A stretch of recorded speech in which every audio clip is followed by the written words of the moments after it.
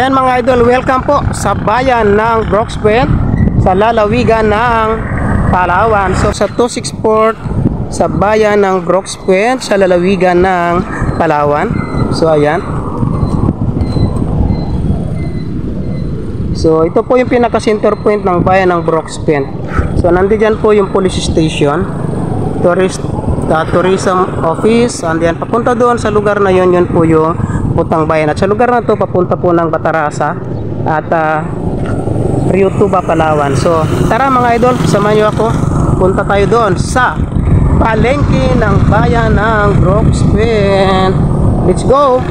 Mag-abang tayong sasakyan dito mga idol kasi medyo malayo lakarin. Mainit-init pa siya, mainit ang panahon. So mag-abang tayo ng tricycle, takbo tayo kasi may mga sasakyan. So ayan, ito yung pinaka plaza nila, kaya lang parang ni-renovate ito ng mga nakarambuan. So ito po yung kanilang yan.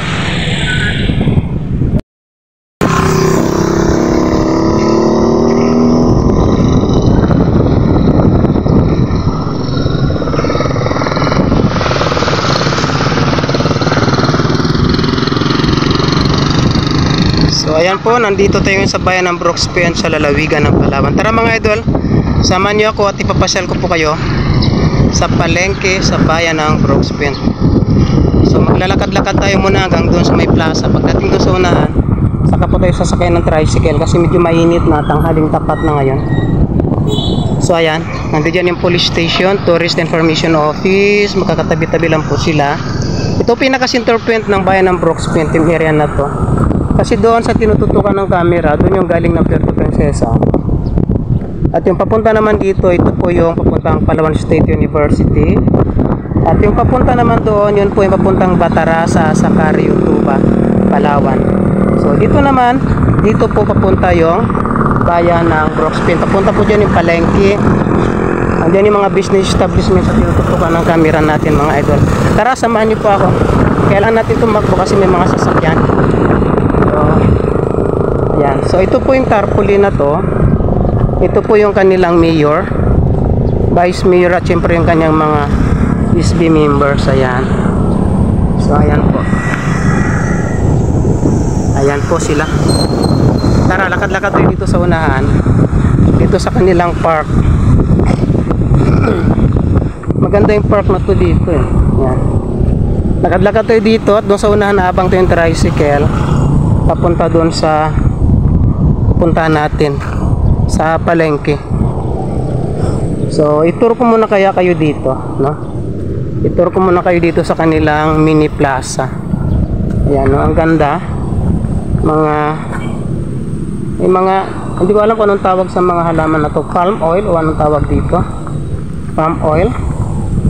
So ayan, maganda po siya kasi kung inyo pong sa hindi po alam ng lahat, yung Brooks Point po ay mayroong mga mina dito, pero dahil yung kanilang municipal government or yung LGU nila talagang pinipigilan nila yung paglaganap ng mina sa lugar na to, kaya yung kanilang mayor at kanilang vice mayor ay nagtutulungan upang hindi masyadong lumaganap o lumaki ang minahan dito sa bayan ng Brooks Point, kasi yung kanilang mayor dito at vice mayor ay mga environmentalist.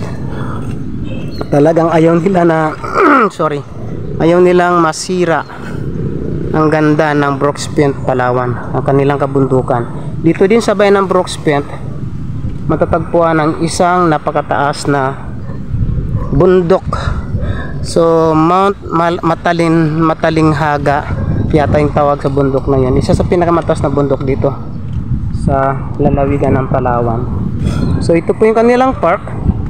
So maganda po mamasyal dito pagkagabi kasi may mga upu-upuan. Yan, tapos green na green.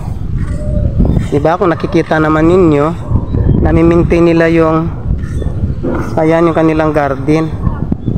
Diba? So maganda, nakakaaliw tingnan.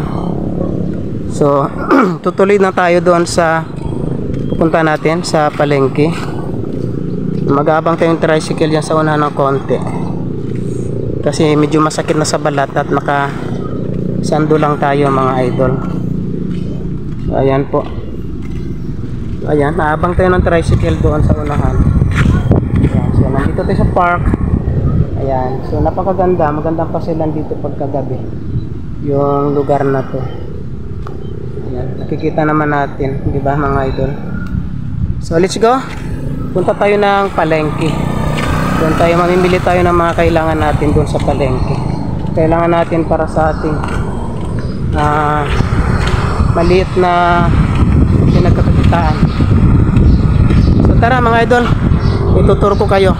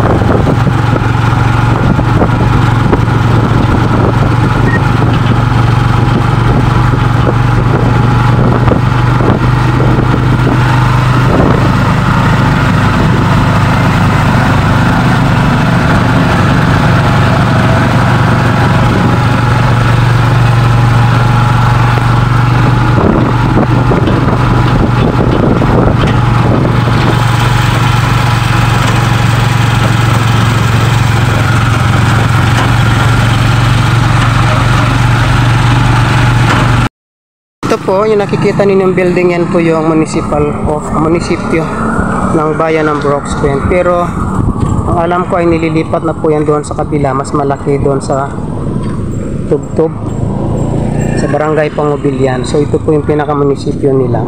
For the meantime, ito po yung ginagamit nila ang local government office or LGU. Dito po muna sila nag-opisina pansamantala habang di pa po sila nakakalipat doon sa malaking munisipyo yung ginagawa doon sa Tubtub. So ikot tayo dito. Ayan po, pamahalang bayan ng Brooks Point. So punta tayo dito sa kanilang hindi ko alam anong tawag dito eh. Yan yung court na yan. Yan ginaganap yung mga palaro, lahat ng mga event nila. Yan po ginaganap. So si Dr. Jose Rizal, birthday niya ba? Holiday nung nakarang araw, Rizal Day. Yan. So ito po yung pinaka-plaza ng Brooks Point. So punta tayo diyan. Sa gilid niya nandiyan yung palengke. So samahan niyo ako. Mamili tayo ng mga kailangan natin. Ayan. Madam, pwede ka ba makausap, madam? Anong pangalan natin, madam? Pangalan ng tindahan natin? Louie NJ? Louie NJ. So dito po yan sa bayan ng Brooks Point. Pangalan ng tindahan niyo, ma'am, ganun din. Okay, salamat po. Dahanan ko lang po, ha. Ito. So ito po yung mga paninda nila dito. Iba-ibang gulay.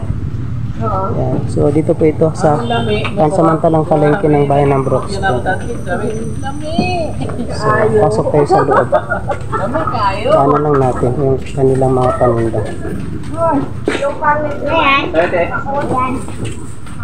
So ito po, iba't ibang gulay mabibili dito. Araw-araw nandito sila nagtitinda. Ayan. Yung mga sariwa, yung mga gulay nila. Ayan.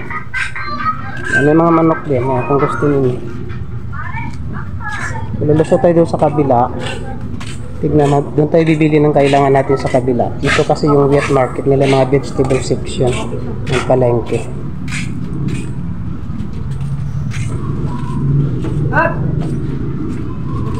So, punta tayo doon sa kabila.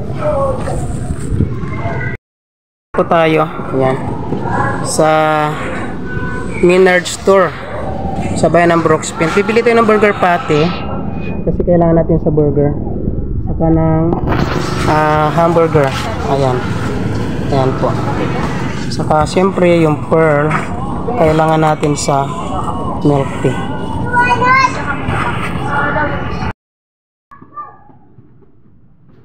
Dito tayo sa Minard store. Yan. So, diyan tayo bibili tayo ng pearl, saka ng tawag doon, mayonnaise. So, ayan. Maraming relief na mabibili dito sa bayan ng Brooksfield, no? Yan, tabi-tabi yung mga relief dito. Punta tayo doon sa unahan, tingnan natin kung may mabibili pa tayong tinapay doon. Gamitin natin sa hamburger.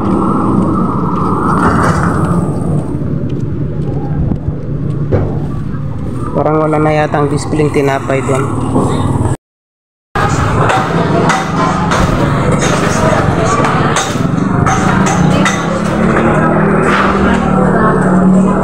Ayan, ito po yung kanilang wet market.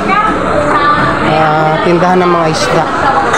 Dito sa bayan ng Brooksfield, pagkahiwala yung tindahan ng karning baboy saka ng karning baka kasi maraming mga Muslim dito. So, ayan, tangiki, mga sariwang isda. Iba-iba, may mga limasag din sila. Pa. Apo. Ayan po. Dito muna po ako. So, yun yung fish section tinana natin kanina. Ito naman meat section naman ito dito, mga manok. Daanan lang natin saglit. Daan lang tayo. Mayroon din sila yan. Okay, daan lang po. So, ito, ayan. May mga bibili ka rin dito. Lahat ng ingredients na kailangan mo ay nandito. Yan. So, lulusot na lang tayo doon sa kabila. Lusot tayo. So, ito naman yung meat section, pork section. Daan lang tayo. Ayan. Daan lang natin. Daan lang tayo. Ano yan?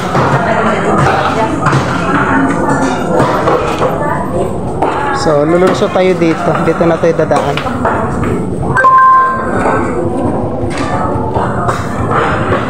May mga kakanin din eh.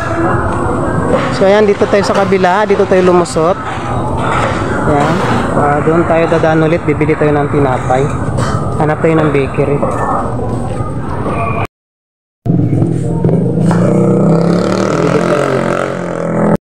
So ayan mga idol, maraming salamat sa panunod. Kung bago ka lang sa channel ko, huwag mong kalimutan mag-like, share and subscribe, at syempre huwag mong kalimutan pindutin ang notification bell para laging updated sa lahat ng post ko. So tapos na po tayo mamili mga idol, pauwi na po tayo doon sa resto. Pabalik na po tayo. So maraming salamat po sa panunod and have a good day. And ingat po ang lahat. Bye bye.